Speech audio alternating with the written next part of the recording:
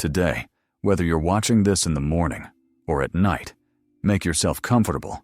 Pick a drink to match the hour, coffee, or something else. I really love topics like this, similar to that famous Kaspar Hauser story that's pushing 2 million views here. When you can't tell whether what you're seeing is real or not, but it's undeniably fascinating. Obviously, besides health, money, and everyday worries, humanity has always, in a philosophical sense, been haunted by two questions. What happens after we die? And are we alone in the universe? Different eras drove those questions with different philosophies, historians, and scientists. But people always looked to the sky. People wanted to go there, and eventually we did. Most of all, people asked, who's up there? Gods? Or guys much like us? Why don't they come to us? Or maybe they do, and we just don't see it. In short, unidentified flying objects have been part of human history for a long time. Today we'll try, step by step, to look at events through different lenses, as they say now. From skepticism to things that seem undeniable. Back to the U.S. congressional hearings. What happened there? 3 men testified. 2 military pilots, David Fravor, the head of a Sirius squadron called the Black Aces, and Ryan Graves, also a military pilot, and David Grush, an intelligence officer. U.S. military testified about UFOs. The military pilots said they encountered unidentified flying objects in the air, seen with their own eyes and on their aircraft instruments. David Fravor said he first saw a flying saucer in 2004 over California.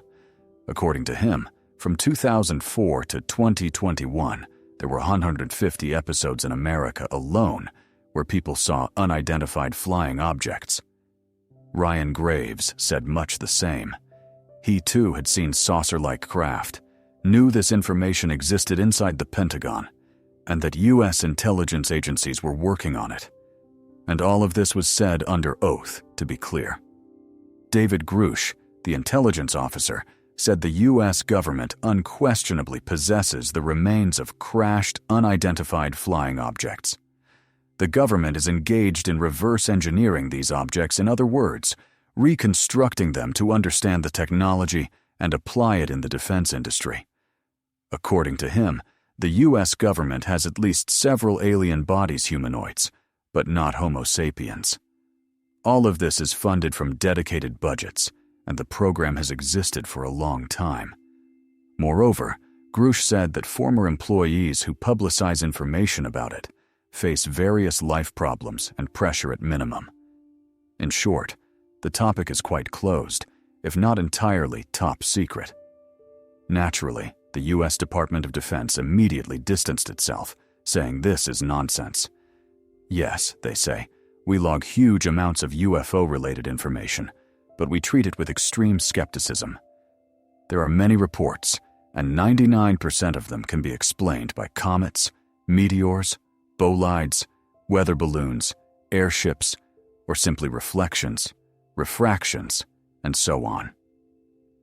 Yet there are cases, I'll talk about them today, that received documentary confirmation and simply cannot be written off as lightning, storms, meteors, or the moon glinting off a seagull's wing. It should be said that NASA, the U.S. space agency, on July 9, 2022, publicly began recruiting a team to study unidentified aerial phenomena. That didn't come out of nowhere. We'll talk later about earlier groups, but this particular team was publicly announced. It followed the Pentagon's 2019 release of the famous footage of UFOs nicknamed Tic-Tacs, shot from the carrier Nimitz. I'll go into detail on that too. I spent, maybe 2 weeks combing through open source files on FBI and Pentagon sites. There's a lot of interesting material. But let's go in order and raise the whole topic properly. Humanity has constantly looked to the sky, seeking gods and omens. The first known mention of an extraterrestrial civilization is associated with the Sumerians. An image resembling a flying rocket dated to 3300 BCE, and the sign Dingir, which could be translated heavenly or divine entity, referring to something unidentified. There are many such things. Figures that look like people with helmets in cave art, echoes in Inca and Maya cultures, in Near Eastern and Egyptian traditions. Scholars interpret them differently. Some say it's literally a cosmonaut. Others are skeptical. We simply don't know what's actually depicted. It's obvious that in ancient Egypt, too, gods descended from the heavens. Well, some rose from the underworld or from the Nile, but mostly their nature was celestial. The best-known Ra sailed across the sky in his boat. In India, in myth, there were vimanas, heavenly chariots, or vessels on which deities flew over their armies. We won't go there now, because the Bible also has passages people try to read as extraterrestrial presence, but that becomes stretching the historical globe with a conspiracy overlay. What do we know reliably? Plutarch, 1st century BCE, describes a battle in Phrygia between Lucullus, the one I told you about in my Rome series, and a Spanish rebel. On the eve of the clash, a huge fiery body, a great sphere, appeared in the sky. The armies were so terrified they scattered, and the battle never occurred. We understand that for most of human history, meteors and comets were bad omens. Titus Livius, in 18 CE, wrote of bright stars moving quickly over Rome and Italy. In 909 CE, Leo the Deacon in Byzantium wrote of a bright star in the west, changing trajectory, shocking everyone and making them expect dire things. Benvenuto Cellini, the great Italian sculptor, described his journey from Florence to Rome. As they climbed into the mountains above Florence to take the road to Rome, they saw an enormous something, a huge spherical something, hanging over Florence. He was stunned and noted it in his diary. On our territory, there's the Ustiug Chronicle, January 25th, 1687. The Great Fire of Ustiug, practically the whole city burning, and suddenly, above the city, a huge fiery sphere hovered. It hung in place and then flew away. Note, all these spheres are fiery or shimmering in violet, blue, bright orange, red, green, and so on. It was something people could not explain. In 1876 came the first book by the Frenchman Camille Flammarion, The Inhabitants of the Celestial Worlds, with a very long subtitle about philosophy and science. There was essentially no space science then, but he tried to describe what might be in other worlds, that we're not alone, that extraterrestrial guests visit from time to time. It's quasi-scientific philosophy because there was no evidence, no sources, and crucially, no technology for study. Time passed. World War I, World War II. There were many sightings during both wars, plenty of Army notes describing strange things in the sky. But after UFO, the madness really began. Where did the term flying saucer, or more precisely, flying disc, come from? June 24th, 1947, the term's birth. Private pilot Kenneth Arnold was flying over the Cascade Mountains in Washington state when he saw a chain of strange objects, clearly not airplanes, balloons, or airships, flying very fast in a line and then vanishing. He wrote that he'd seen flying saucers. The phrase stuck in the press from that moment.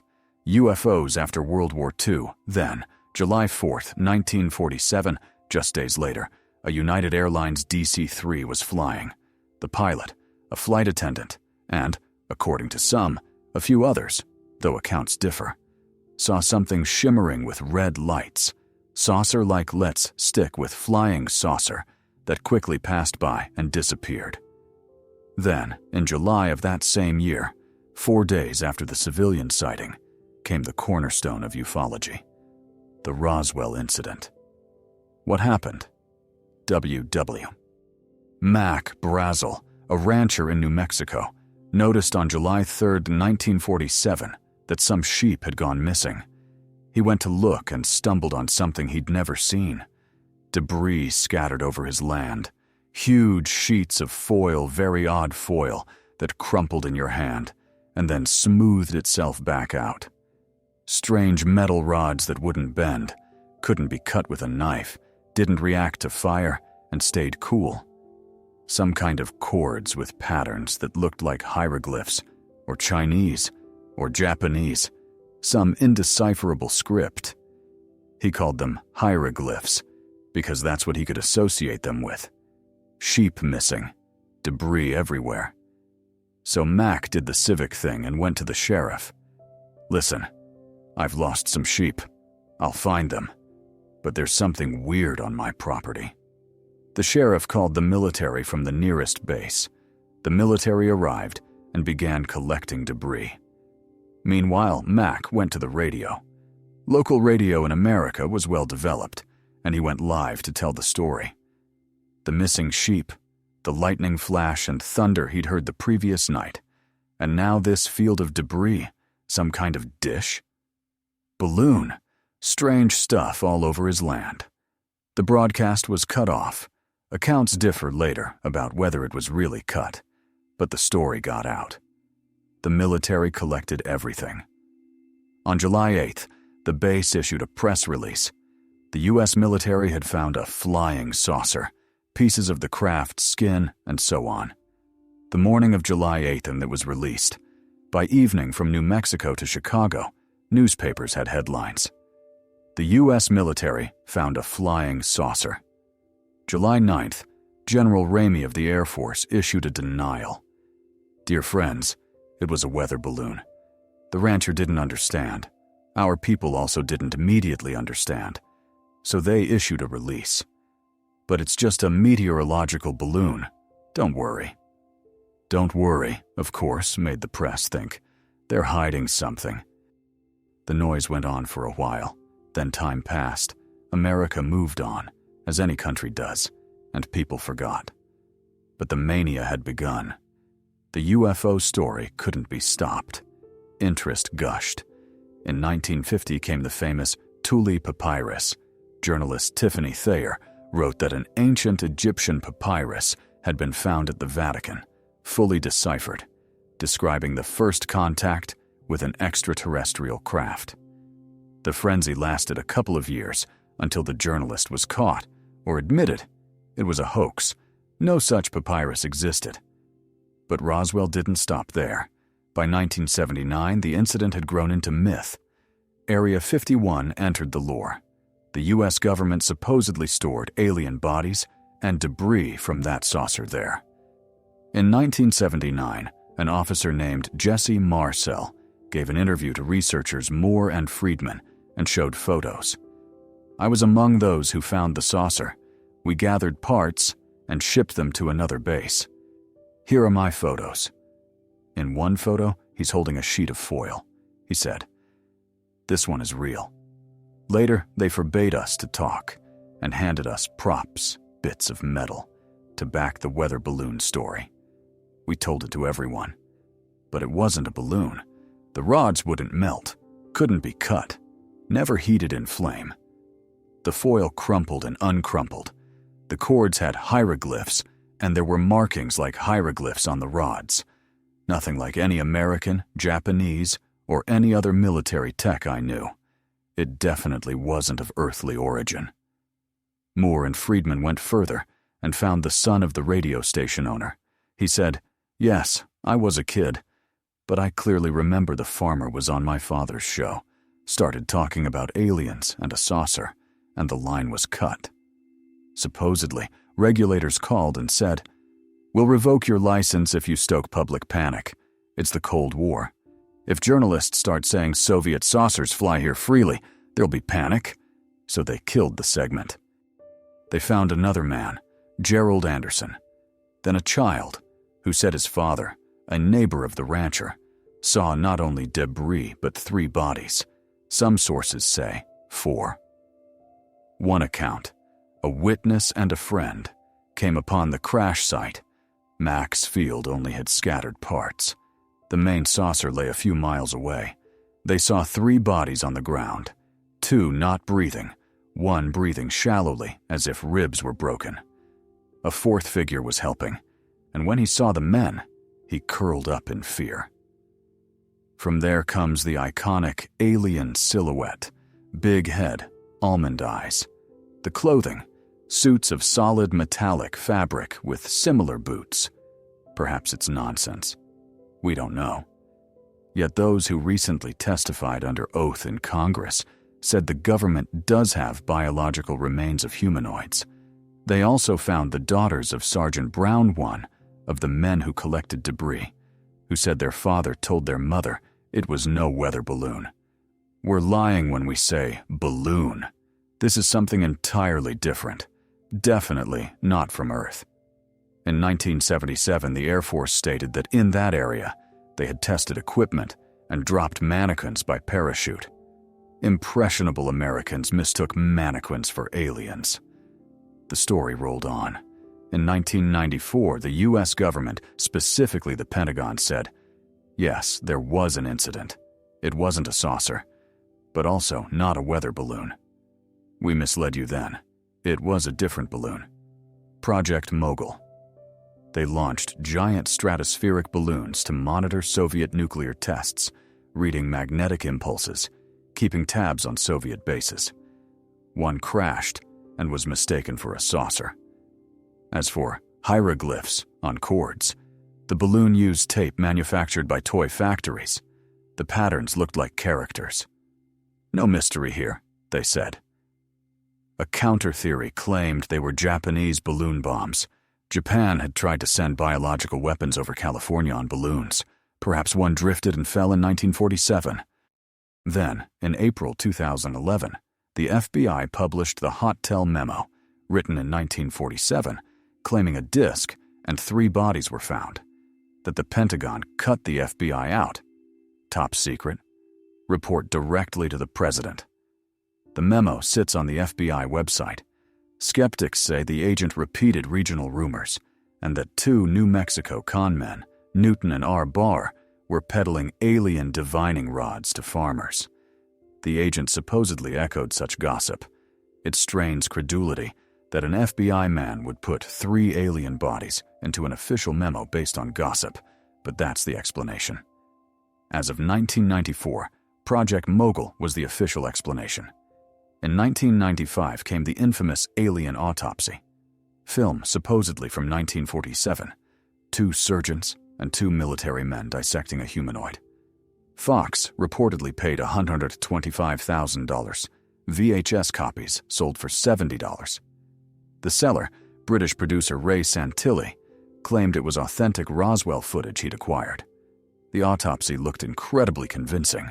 Even the set dressing seemed era-appropriate. Kodak said, "Give us the original and we'll verify." He provided a bit of blank, exposed film leader genuine stock from the right period, but with nothing on it. Investigators later noted anachronisms. Posters, a top-secret stamp, with a style not used in 1947. Later, Santilli admitted it was a high-quality fake, a rubber dummy stuffed with chicken entrails. But he claimed he'd recreated it from memory after seeing the real film once. Thus, the Area 51 myth alien bodies and a saucer in storage lives on. I'll even tell you about the Area 51 storming flash mob later. The story continued. In 1948, there was another case. A saucer was seen over the U.S. 3 P-51 Mustangs scrambled, 2 turned back, 1 continued pursuit, and later was found crashed, the pilot dead. His watch had stopped at 4:15, but the aircraft vanished from radar at 5:15. Time anomalies fed the lore. The case was quickly hushed up. In 1951 came the famous Lubbock Lights. On August 25th, near Lubbock, Texas, observers saw a chain of red lights moving rapidly. Newspapers picked it up. That same day, professors at Texas Technological College studying the night sky saw the same formation. On August 26th, Washington radar stations recorded fast-moving unknowns that then vanished. On August 31st, a student named Hart saw the red lights twice and photographed them on a Kodak camera. The public explanation was reflections from fog or large birds causing optical illusions. That was the official line. By then, the U.S. had created Project Grudge, 1951, to collect UFO reports. In 1952 came Project Blue Book under presidential mandate, meticulously logging public cases to determine what these objects were and, crucially, whether they posed a national security threat. In 1953, the Robertson panel concluded there was no danger to the United States. Then came an extraordinary, well-documented episode. The Washington Merry-Go-Round, July 12-29, 1952. Around 11:40 p.m., sources say the 12th or the 19th, a controller at Washington National Airport saw 7 unknowns on radar, hovering, then changing course abruptly. Another station confirmed the contacts. The objects moved toward Washington and then hovered over the White House and the Capitol. Calls went out. Around 3 a.m., 2 jet fighters arrived to patrol over D.C. They saw nothing and returned. At 5:30 a.m., the objects reappeared. Morning papers erupted with headlines: Martians, Saturnians, Venusians attacking Washington. On July 26th, at 9:30 p.m., all D.C. radar stations again tracked the objects. Bureaucracy ate 2 hours while authorities decided who'd do what. At 11:20 p.m., 2 jets arrived. 1 pilot saw the objects. 4 unknowns surrounded his jet. He radioed for instructions and was told, "Keep silence." The UFOs circled and left. On the 23rd, headlines again. Hysteria peaked. On July 29th, the U.S. Department of Defense held a press conference. Unique natural phenomena, meteors, and bolides optical illusions. Astronomers retorted that meteors don't typically paint such consistent radar tracks, but authorities soothed the public as best they could. After New Mexico and Washington, trust in official explanations evaporated.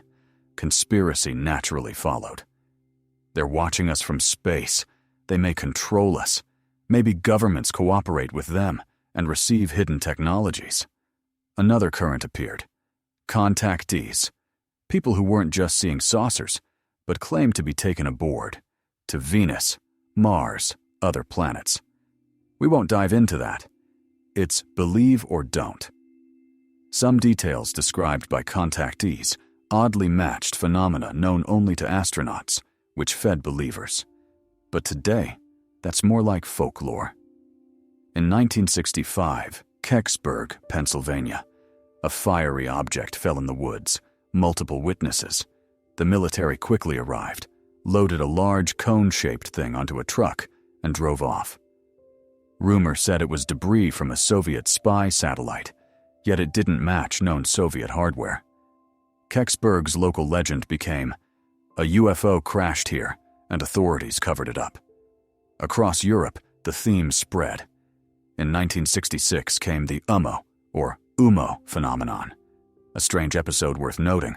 On February 6, 1966, in Madrid, a contactee named Peña reported a saucer with a belly marking an odd emblem. It hit the papers. Later, another contactee, Sesma, received typewritten documents. Letters from the UMO civilization. Every page was stamped with that emblem. These letters circulated in Spain and southern France.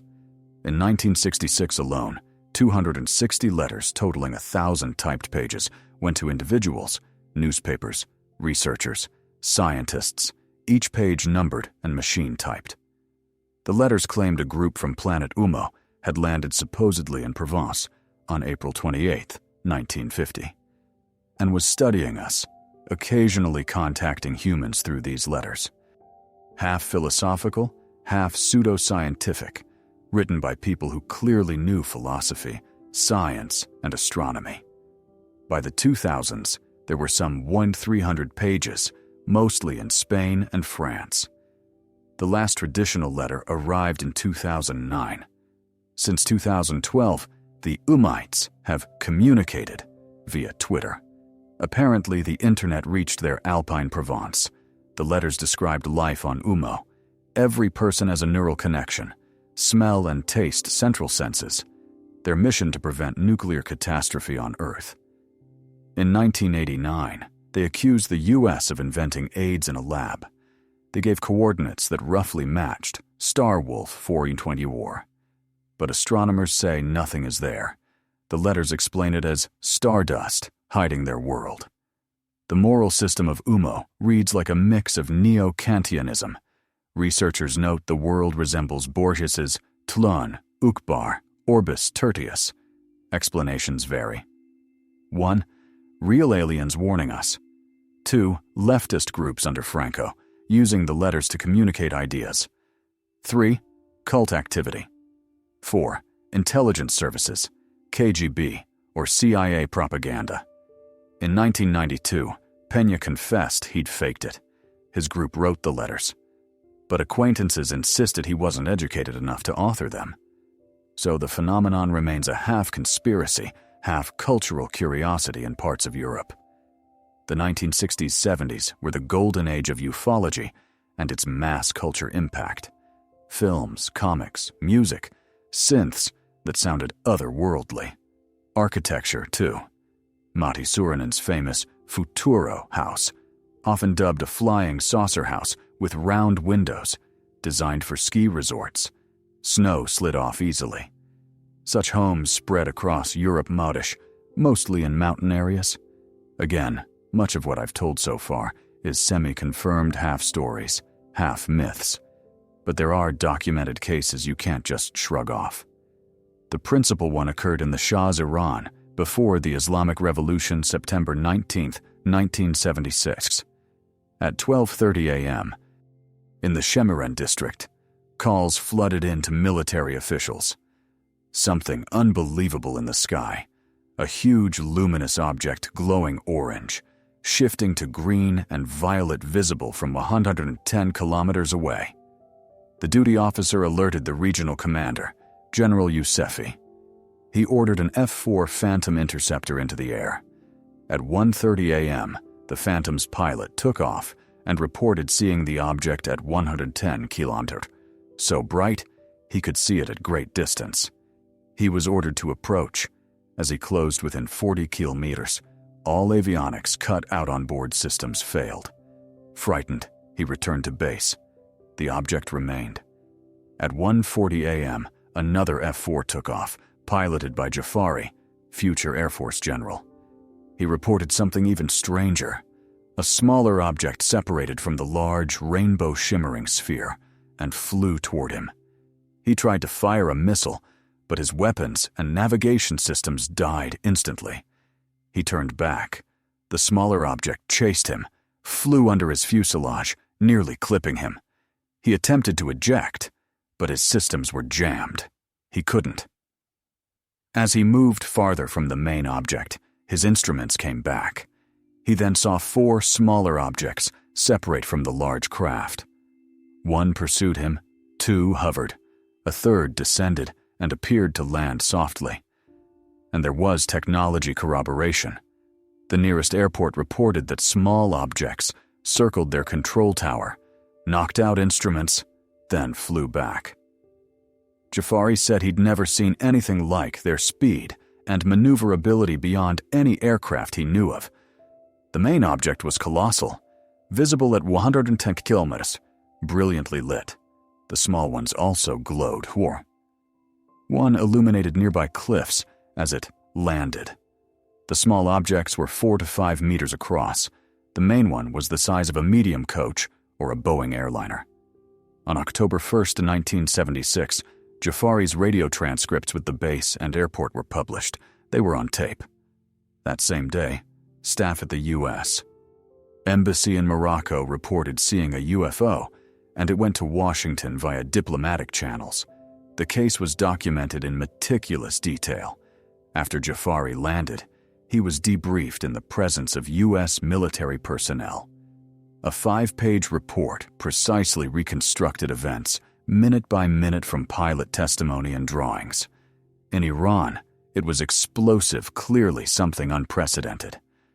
As news spread to Europe and America, media frenzy rose. 10 days later, Henry Kissinger said, Strange, yes. But after consulting scientists, we concluded it was a satellite or a meteor. And that closed the topic.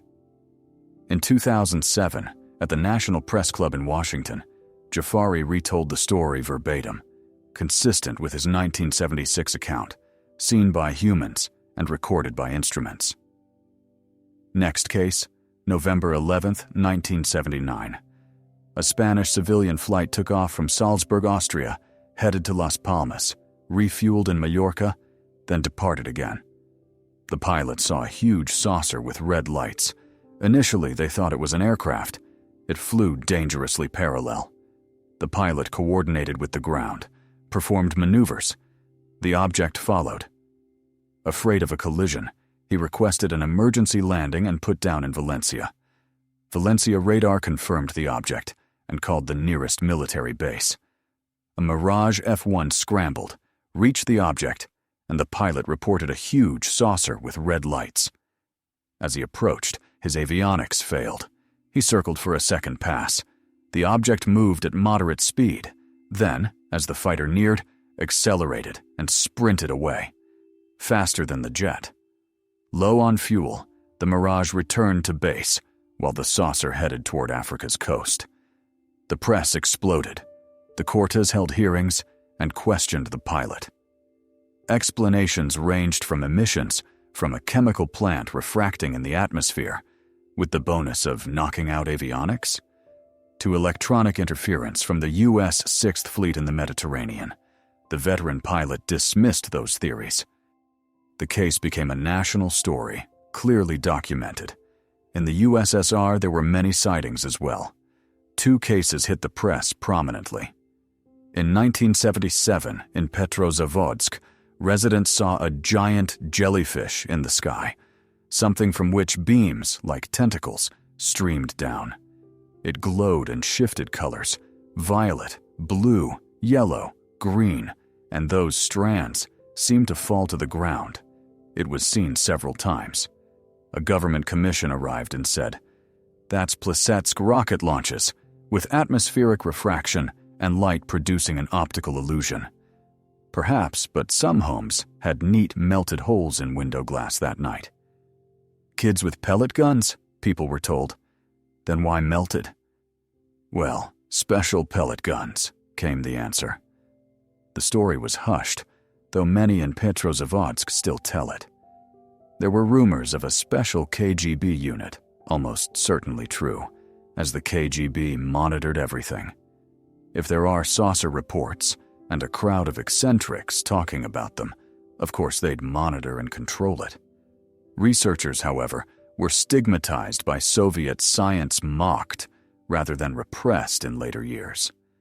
Academicians said, "Stop agitating the public with nonsense." During Perestroika, the press exploded with such stories. You could write about anything: prostitution, corruption, mafia, or flying saucers. In 1989, in Voronezh, this I remember. In South Park, not the cartoon, school children reported that a saucer landed and aliens exited, wearing metallic fabric suits and boots. The local official newspaper ran it the next day. TASS picked it up. It became big news. In the 1990s, Spanish journalists came and interviewed those kids, by then teenagers. There's even a documentary, The Voronezh Phenomenon, National Geographic or another channel. After that came tales of anomalous zones on the Kola Peninsula, glowing triangles over Altai, and so on. In Russia and the USSR, reports multiplied, but I don't recall and couldn't find anything as tightly documented as Tehran or Valencia. Which brings us back to the recent U.S. congressional hearings. They didn't come out of nowhere. There are countless photos, eyewitness testimonies, shaky videos, easy to dispute as fakes. But there is something filmed by the U.S. military, the same people who long said, "Nothing like this exists," and then made public. Probably the most precise, well-documented modern case. The Tic-Tac story. Tic-Tac, like the mints. November 2004, the carrier USS Nimitz and the cruiser USS Princeton were operating off the U.S.-Mexico boundary waters. On November 10th, the ship's radars picked up unknown aerial objects. The captain of whichever ship saw them first told the crew to reboot the electronics. What is this nonsense? After reboot, the systems showed the objects even more clearly. A group of unknowns in the air at about 8,500 meters, moving around 190 km/h, appearing and vanishing over several days. On November 14th, when they reappeared, aircraft were launched, a Hornet strike fighter and 2 escorts. The Hornet pilot Kurt saw a whirlpool on the ocean surface, a 100-meter-wide vortex, as if something cross-shaped lay below, roughly the size of a Boeing, though no aircraft were missing. They queried all channels. No planes had disappeared. Above the water hovered a smaller object. Then another joined it. They looked like Tic-Tac mints. One fighter made aggressive maneuvers. The Tic-Tacs dodged. When he tried another aggressive approach, they violated all physics, abruptly changed trajectory, and vanished. The disturbance on the water also ceased. The pilots returned and reported. Command launched 4 more Super Hornets, this time with infrared targeting pods. They closed in and saw the group of unknowns. Optical cameras couldn't lock, but the IR systems did. The objects hovered, then lazily held around 18-kilometer altitude, then dropped in an instant to around 150 meters above the ocean. The IR footage recorded it all. Then the objects left. These recordings were made by the Carrier Group in 2004. Naturally, the command told no one everything classified. Pilots signed non-disclosure. In 2017, a small fragment was published by the private To the Stars group. They said they'd found the clip back in 2007 on servers of Vision Unlimited, a special effects firm, where someone had uploaded it as a reference for how alien craft should move. We don't know who uploaded it, they said. Skeptics cried, fake. Then a Hornet pilot said the clip was genuine, excerpted from a 10-minute recording they made, that after they landed on Nimitz, a helicopter arrived. All media were seized, radars ordered rebooted, and everyone made to sign that they'd seen and knew nothing. Journalists pressed the Navy. In 2019, the U.S. Navy acknowledged the authenticity of those videos and another from a different carrier, USS Theodore Roosevelt, saying the recordings were genuine. In 2020, the Pentagon posted the videos on its own website. You can watch them. Small shapes moving against the IR background. You cannot explain it as bolides, geese reflecting moonlight, or random glare. The Pentagon essentially said, "We don't have an explanation. Our most sensitive instruments recorded it. We don't think it's human technology."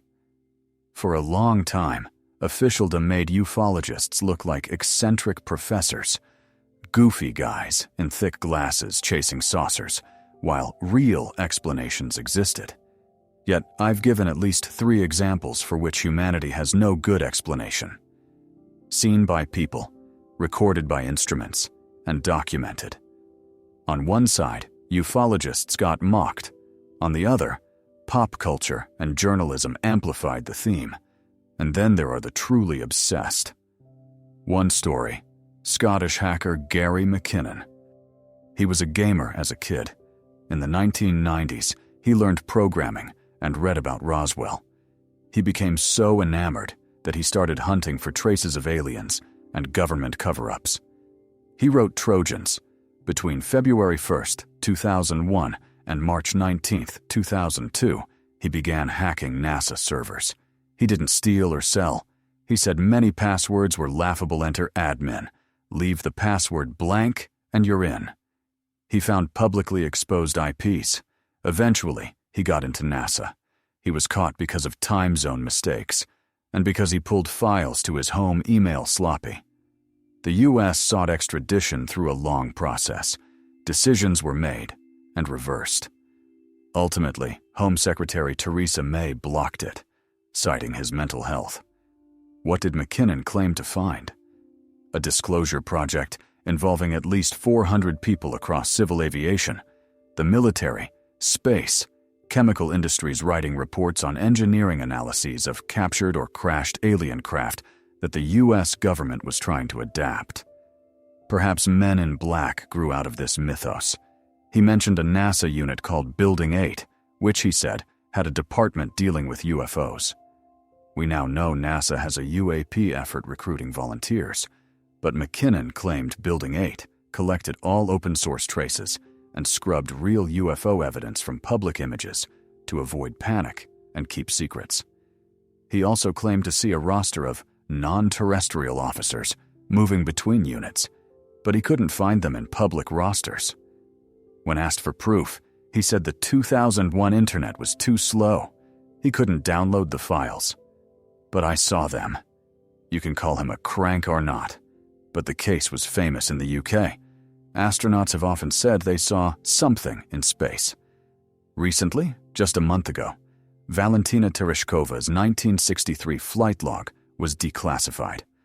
Since Gagarin, cosmonauts documented everything they saw. Her log, 1420, 20 above the horizon, observing a bright star 3 times the size of Vega, moving rapidly, sketch attached. She drew what she saw, some kind of something. In conclusion, about Area 51, where alien bodies and a saucer are allegedly stored. In 2013, the U.S. officially acknowledged Area 51's existence. Our intelligence had photographed it long ago. They said it's a closed testing ground, no saucers. First they tested U-2 spy planes, later the F-117 stealth. Rumor has it the SR-91 Aurora program, a stealth bomber, is there now. The zone is closed and classified. In 2019 came a flash mob, a Facebook page called Storm Area 51. The base has hordes of fans. Let's storm it and find out whether aliens are there or not. The page gathered likes from Keanu Reeves, Arnold Schwarzenegger, Elon Musk, Chuck Norris, David Duchovny, and his X-Files co-star. On September 20th, 2019, about 3,000 people gathered near Area 51 for music festivals. Around 100 tried to rush the base. 40 reached the gate before military police arrived. 5 were arrested. No storm happened. Area 51 exists. Whether Roswell debris or alien bodies are stored there, we don't know. What can we say in closing? Oh, how many wondrous discoveries YouTube, Wikipedia, and the websites of the FBI and the Pentagon prepare for us. Surely our own security services have data too, under lock and key. Humanity, from its very beginning, has faced the unknown, cloaked it in mysticism, conspiracy, and myth, attributing extraterrestrial origins to countless things. Yet there are facts I've told you today, cases that really happened and were documented. People can be crazy, impressionable, conspiratorial. I myself enjoy conspiracy theories and like the conspiracists a lot. But those cases I mentioned, they happened. They're recorded. And the question, what is it, hangs in the air. If that question exists, then so do the next ones. What threat does it pose? How are governments using it? And ultimately, why are they silent about it? Maybe they know something which, if revealed, would send the planet into a psychotic panic, and we'd all run to Mars. We don't know. But unidentified flying objects still inflame our imagination, and there really is something out there about which the public does not yet have full information. Thank you for watching these historical episodes.